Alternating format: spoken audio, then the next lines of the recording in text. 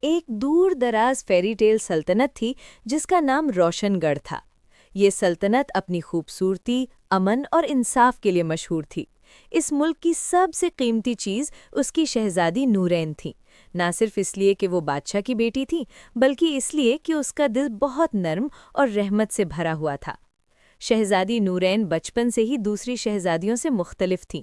جب باقی شہزادیاں مہنگے لباس، شیشے کے محل اور راج گدی کے خواب دیکھتی تھیں، نورین کو زخمی پرندوں، بیمار بچوں اور دکھ میں ڈوبی آنکھوں کا خیال ستاتا رہتا تھا۔ اس کا سب سے بڑا خواب تھا ڈاکٹر بننا اور سفید کوٹ پہن کر لوگوں کی زندگی بچانا۔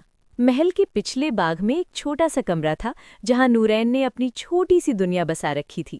وہاں جادوئی کتابیں، جڑی بوٹیوں کے شیشے اور پرانی حکمت کی کتابیں ہوتی تھیں۔ وہ اکثر خود سے کہتی، میں صرف شہزادی نہیں، میں کسی کی امید بننا چاہتی ہوں۔ لیکن محل کے دربار میں ایک اور سچ بھی تھا۔ شہزادی کے والد بادشاہ ضمیر شاہ بہت دانش مند اور سخت مزاج حکمران تھے۔ ان کا خیال تھا کہ نورین ہی مستقبل ہے۔ وہ چاہتے تھے کہ شہزادی حکومت سنبھالے، تاج پہ بیٹھے اور روشن گڑھ کو آگے لے کر جائے۔ ایک دن دربار میں بادشاہ نے نورین کو بلایا۔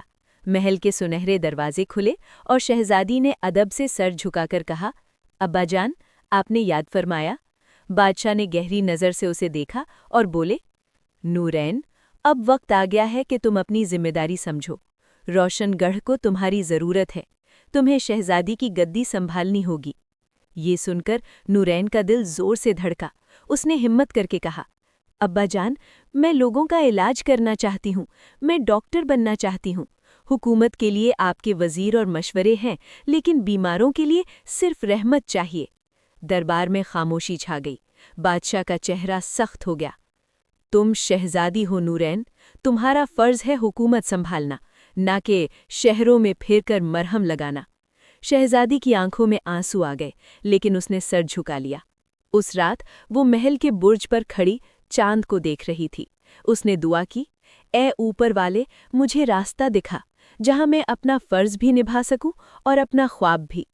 کچھ دن بعد سلطنت میں ایک بھیانک بیماری پھیل گئی۔ لوگ دربار کے باہر مدد کے لیے چیخ رہے تھے۔ بڑے بڑے حکیم بھی لاچار ہو گئے۔ بادشاہ پریشان ہو گئے۔ تب نورین آگے بڑھی، ابا جان، مجھے اجازت دے، مجھے کوشش کرنے دے۔ مجبوراً بادشاہ نے ہاں کر دی۔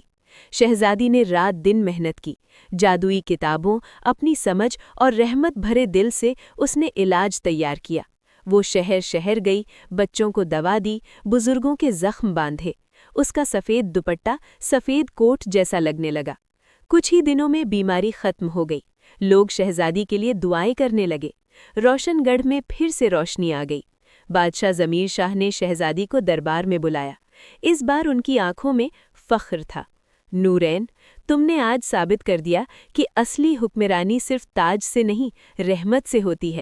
انہوں نے اعلان کیا، شہزادی نورین سلطنت کی حکمران بھی ہوگی اور روشن گڑھ کی پہلی رائل ڈاکٹر بھی۔ نورین کی آنکھوں سے خوشی کے آنسو بہنے لگے۔